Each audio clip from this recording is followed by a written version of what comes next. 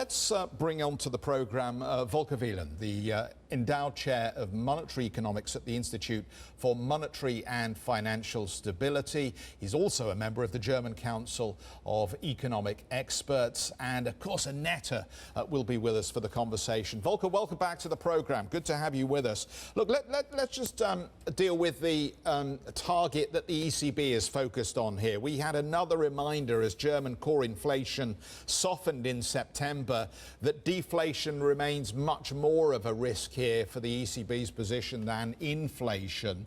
Should this embolden Christine Lagarde and the Governing Council to be even more aggressive or imaginative with monetary policy? Well, Jeff, good morning. It's great to be on the show. Regarding inflation, the ECB has already done a lot. I mean, they've really a major program going. And if you look at the inflation measures, a little known secret is actually that the overall measure of inflation, that's the GDP deflator, has been going up to 2.4% last quarter, while the core inflation index for consumer prices has been going down. But it's mostly going down because imports are getting a lot cheaper. So it's not quite as high a deflation risk as it looks. Yeah, that's interesting. But the perception then, which, as my friends in the marketing world tell me is reality, is that whatever the ECB has done through the recent phase of weakening inflationary trends has done little to move the needle on the market's perception of what inflation will look like over the medium term. What then do we need to see happen here in the messaging to get your point across? Because I don't think the market believes that there is any significant risk of inflation at this stage. Well, I'm just saying the risks of deflation are not that high if you look at broader measures of inflation. And in some sense, it's the ECB's own communication which is at fault, because whenever they talk about inflation, they only talk about consumer prices. It's okay to have a target for one measure, but a broader look, I think, would help to have markets look at that. And by the way, even market commentary also looks at the dramatic increase in money growth, in broad money growth, not just the central bank balance sheet. And my reading is, if you see some of the market commentary, it also looks at that component, and that gives a little bit of a pause that maybe the deflation risks are not that big.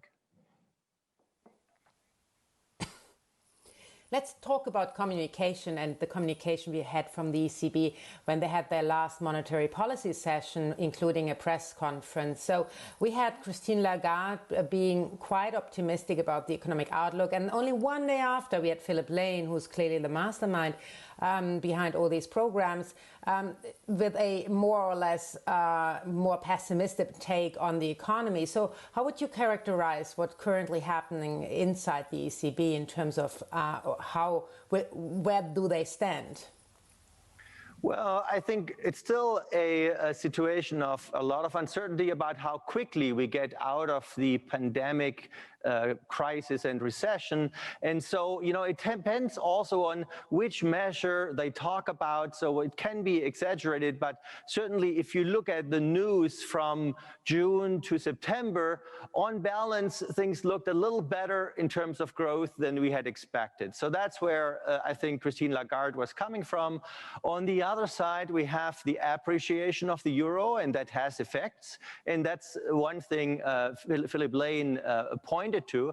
However, if you look at the forecast of the ECB, of course, it takes into account the movement of the exchange rate. So on balance, I would say we still have somewhat better news on the recovery relative to June. So a bit more optimism than in June, a bit more reliance on the baseline forecast is okay and called for. So you would say that the markets are more or less wrong if they are expecting an expansion of the current already existing stimulus? Because clearly, I think there's a lot of betting on more from the ECB. Well, I mostly gave you my assessment where I think one should think about how one should think about the risks. But the ECB board, I think it's quite possible that they add some additional stimulus. I think there is a lot of stimulus. For example, if you look at the size of the PEP program, it's 11.3% of GDP, of euro area GDP in 2019. The deficits of euro area governments are expected to be about a bit more than 8%. So they're really buying up what's coming in. So I'm not sure it would make a big difference anyway if they would increase the program a bit more. But I wouldn't exclude the possibility. So I'm not saying markets are absolutely wrong in terms of reading what the ECB might do. So, Volker, let me get this right. Money supply growth has gone through the roof as well. The deflationary risks are underwhelming, to say the least, from your point of view as well. Plus, we're getting an enormous fiscal package and coronavirus bonds coming in as well. Rather than looking at the risks to the downside, are you concerned that actually the risks we should be looking at are to the upside in terms of inflation and in terms of the economic growth potential and what that means for rates? Well, you mentioned money growth. That's a new element, that broad money growth, M3, which takes into account money and created by the banking system. That has really been rising. And if you look more closely why it has been rising, it's to a large extent because of public official credit rising a lot. It's not a surprise because governments rightly have stepped in to basically support the economy, and the ECB has been funding that by buying up debt, and at the same time there's also private credit happening, and so that gives you the money expansion. That doesn't mean that we're going to have a big increase in inflation in the medium term. I think if you look at this year and next year, the negative forces on inflation from the lack of demand or from the uncertainty which depresses investment and consumption is still the dominating force. I'm just saying it's not as dramatic as people seem to think when they just look at HICP.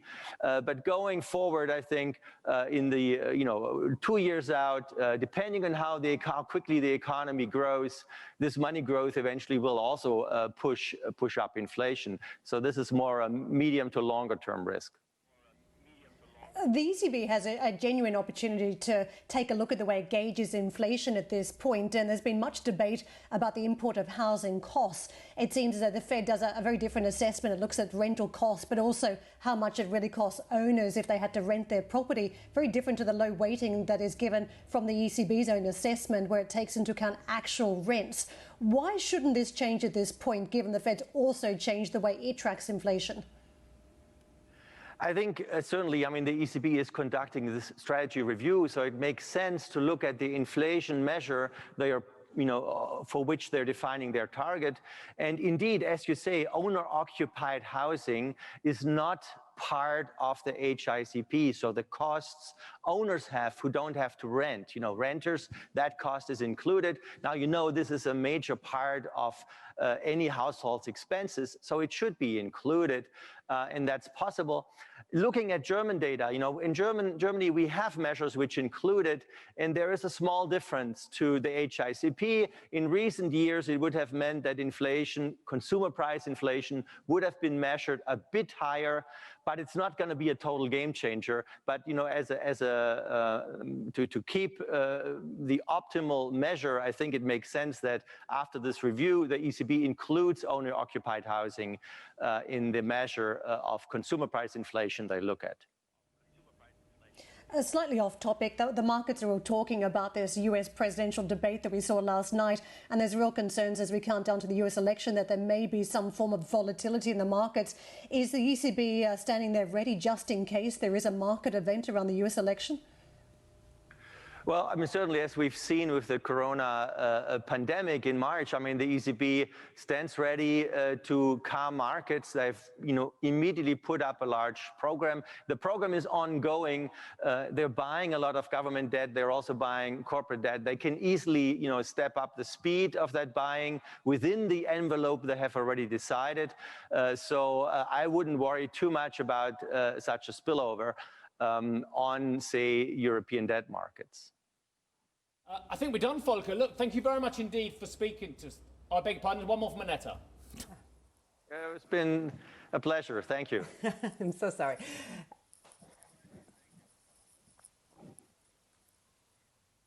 you very much indeed, there. Volker Wieland, who is the Endowed Chair of Monetary Economics, Institute for Monetary and Financial Stability.